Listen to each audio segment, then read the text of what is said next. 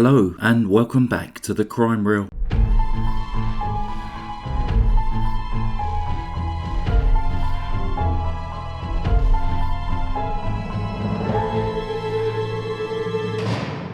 For today's true crime narration, we shall be looking at the disturbing case of Harry and Carol Jarvis and the heiress to the jus-roll fortune, Rita Heyster. Harry Jarvis was born in 1950 in Grimsby, Lancashire, in England. When he was 27 years old, he met 15-year-old Carol and the pair embarked upon a relationship. Understandably, Carol's parents were opposed to the relationship due to the 12-year age gap and the fact that she was a minor at the time. Despite this, Harry and Carol continued seeing each other and eventually moved to Penicuik in Midlothian, Scotland. They married in 1982 when Harry was 32 and Carol was 20. Over the years they lived in both England and Scotland, eventually settling in Balbardy Crescent, Bathgate in West Lothian in the 1990s.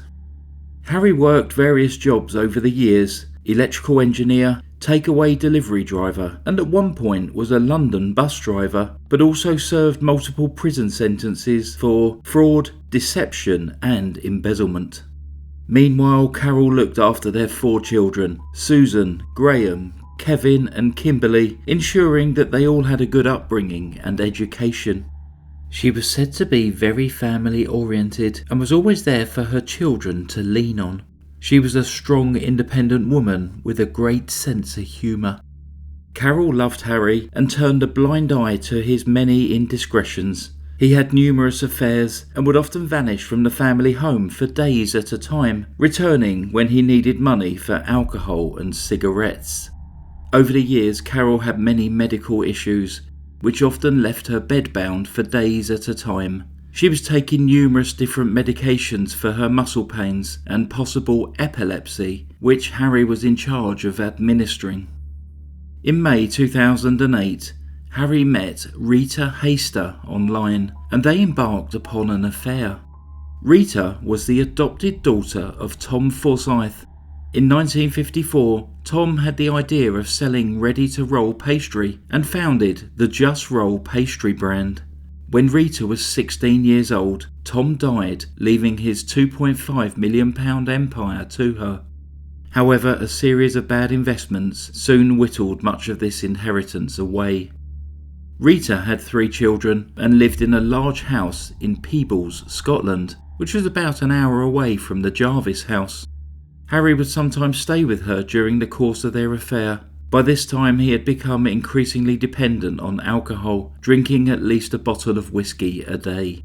By the summer of 2009, all 4 of Carol and Harry's children were no longer permanently living at the family home. They had either moved to their own places or into university accommodation.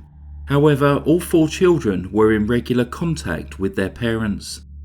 At this point, Rita was involved in a deal to sell her home with the plan to rent the property back, but ultimately became homeless.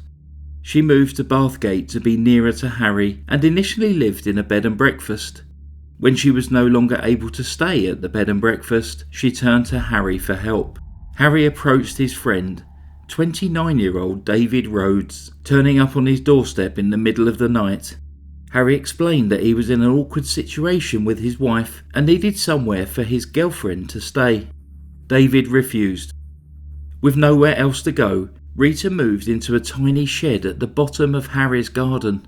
There was just enough room to fit a mattress on the floor. Harry tried to keep this a secret, but his youngest daughter, 19-year-old Kimberly, worked out that there was someone living in the shed, as did his wife, Carol, who again turned a blind eye to her husband's infidelity. Whilst Rita was besotted with Harry, and he appeared to feel the same way about her, in reality he was more interested in the money that he believed that she had. A local barmaid recalls him bragging to her about how he was going to take Rita for every penny which she had. On September the 14th, 2009, Harry and Carol's son Kevin visited the family home and was shocked to find that his predominantly bedridden mother was not there. When he asked his dad where she was, Harry replied that Carol's carers had taken her away to Berwick-upon-Tweed for a couple of days for respite care. When Kevin appeared to be sceptical of this explanation and continued to question his father, Harry lost his temper and snapped, "Who do you think you are, Columbo?"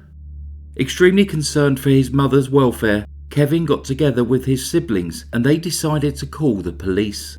When officers arrived at the family home, they found Rita hiding under one of the beds. Rita claimed to be Harry's wife, and believing this to be true, a policeman went outside to tell the children that their mother was safe. However, another officer who was familiar with the family knew that Rita wasn't Harry's wife. When asked why he was lying, Harry claimed that Carol had gone to Dundee. The police gave him 24 hours to get Carol to make contact. Instead, he and Rita fled to Perth in Scotland, where they stayed in a bed and breakfast. They left without paying their bill and were subsequently arrested. Meanwhile, the police obtained a search warrant for the house, where they discovered Carol's body wrapped in Rita's duvet from the shed hidden in the basement. Due to the level of decomposition, her cause of death could not be established. Both Harry and Rita were charged with killing 47-year-old Carol by means unknown, along with charges of perverting the course of justice, fraud and theft. Carol was laid to rest on the 23rd of October 2009. Over 100 people gathered to pay their respects to her. Meanwhile, both Harry and Rita denied the charges against them. Harry initially claimed that Carol had suffered a fatal fit during a sex game, but would withdraw this claim before the case went to trial. The two were tried separately. Harry was first, with the results of his trial being kept confidential until after Rita's trial, so as not to influence that verdict. There were initially doubts as to whether or not there was enough evidence against Harry to get a murder conviction, but upon the discovery of some love letters written by him, the prosecution believed that they had a very good case. Despite Harry's claims that he and Rita were just friends, he expressed his love for her in these letters, and the letters also provided details regarding Carol's untimely death. Harry referred to Rita as Princess Margarita. In one of the letters he wrote, "Two hearts separated by a couple of feet. I love you and will not let you down. You will always be my girl." In another, Harry said, "The drugs are doing the job. Just took longer than I thought, but going fast now. Carol is dying as I write. Then we have the house to ourselves and sell all in it to move on. Dangerous times, but we will get there. See you in paradise soon." To which Rita replied, "I really can't take this another minute. I'm so in love with you and want to be with you. I so need you to hold me." However, at trial, Harry claimed that he had placed Carol in the cellar when she died so that he could be with her and speak to her because he found it very difficult to live without her. At Edinburgh High Court in March 2011, Harry was found guilty of murder and jailed for life with a minimum term of 15 years. With the results of Harry's trial kept secret, Rita's trial followed. The murder charge was dismissed by the judge on the basis of insufficient evidence, but the trial continued for the charge of concealing a murder. Rita did not give evidence, but Harry did take the stand and again claimed that they were just friends.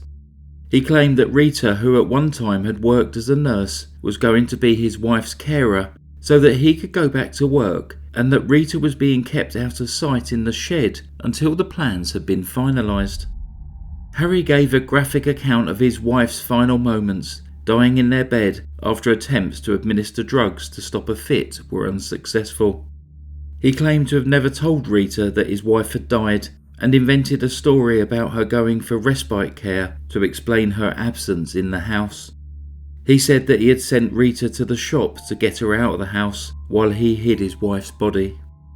Harry said that he was resigned to dying in prison, so he had no reason to lie. However, the prosecutor, Gary Allen, QC, suggested that he was a pathological liar who was trying to protect his lover. The prosecution presented evidence that Carol's DNA was found under Rita's fingernails, and that Rita's DNA was discovered on a roll of tape that had been used to bind Carol's body. Rita was found guilty and jailed for 4.5 years for helping to conceal the murder. In 2015, it was announced that Harry, who was still in prison, and Rita, who had been released, would be getting married. However, around a month after this was announced, Rita decided to call off the wedding. Harry remained in prison until 2017, when he died of heart failure at the age of 67. That concludes today's story. Please subscribe if you're new to the channel, and also any likes and comments would be appreciated. Thanks very much for listening to the Crime Reel. Stay safe. Goodbye.